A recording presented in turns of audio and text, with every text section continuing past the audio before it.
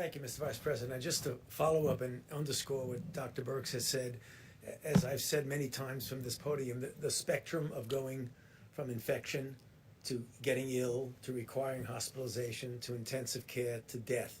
And what is the most striking thing that obviously is so sobering to us is when we see the number of deaths. We know now for sure that the mitigation that we have been doing is having a positive effect, but you don't see it until weeks later. Remember this past weekend when all of us got up in front of this podium and mentioned that this was going to be a really bad week. At the same time, we were saying that we would hope we would start to see a little bit of a change in the daily hospitalizations, intensive care, and intubations. And New York is starting to see that. So I say that, but I drop back a bit. Don't get complacent about that, because what's going to happen 2.5 weeks from now is really what's going to happen with regard to the people who are getting new infection. As Dr. Birx said, everybody is almost certainly as susceptible as anybody else to getting infected. It's what happens to you after you get infected. And again, to just keep emphasizing, we need to keep mitigating. We know that this is something that is a strain on the American public, but it's just something that we have, not only the only tool, it's the best tool. And to just shift a bit to what we said yesterday regarding the African American community, it is very painful to see, and I've seen it throughout my entire medical career, that the health disparities in the minority community, but particularly the African American community, puts them at risk, apart from coronavirus issues, puts them at risk for diseases much more so than the general population. The double whammy that you suffer now is when you have this terrible virus, which essentially preys in its ultimate deleterious effects on people with those underlying conditions. And since that is more predominant in the African American population, we want to double down and say to the young people, to the elderly people in that community, to please try as best as you can to protect yourself if you're a younger person, and to please protect the people who are susceptible. Your grandmother, your grandfather, your elder uncle, the people who have these underlying conditions.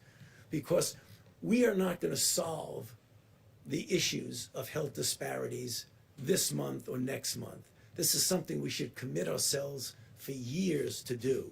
But what we can do now, today, is to prevent people who are put at higher risk because of their demographic group from getting into a situation which is much, much more deleterious than the general population. So I plead with all of us in the population, but particularly for those of us, our brothers and sisters in the African American community, because we know that mitigation does work.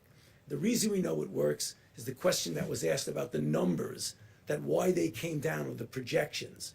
Because remember, what you do with data will always outstrip a model.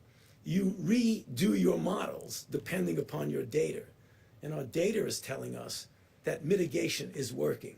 So again, as Dr. Birx said, keep your foot on the accelerator, because that's what's going to get us through this. Dr. Redfield. Thank you, Mr. Vice President. I just wanted to follow up. One of the most important things we can do is keep our critical workforce working. And I think you heard it said that we have many different critical workforce industries in this country. Obviously first responders, healthcare workers, but as you heard, it's also individuals who help maintain our food supply, etc. And so what CDC has done is that we've really looked at the essential workforce and how to maintain that workforce, particularly at this time as we begin to get ready to reopen and have confidence in bringing our workforces back to work. And so we've put out a new guidance for essential healthcare workers who've been exposed to the coronavirus. These are individuals that have been within 6 feet of a confirmed case or a suspected case, and so that they can, under certain circumstances, they can go back to work.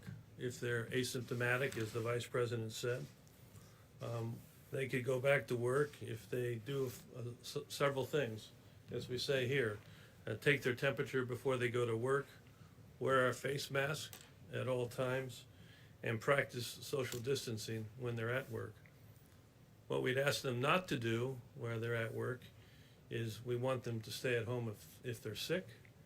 We want them not to share objects that would be touching their face, and we would like them not to congregate in break rooms, lunch rooms, and crowded places. And in the second slide, if we're talking to the employers of these critical industries, we would ask those employers to take the employee's temperature and assess their symptoms before starting them back to work. If the employee does become sick, we want them to be sent home immediately. We'd like them to increase air exchange in the buildings and increase the frequency of how they clean common surfaces, and really begin to get these workers back into the critical workforce so that we won't have worker shortage in these critical industries. So that's the new guidelines that CDC will be posting today. And those will be available at cdc.gov. And thank you, Dr. Redfield. And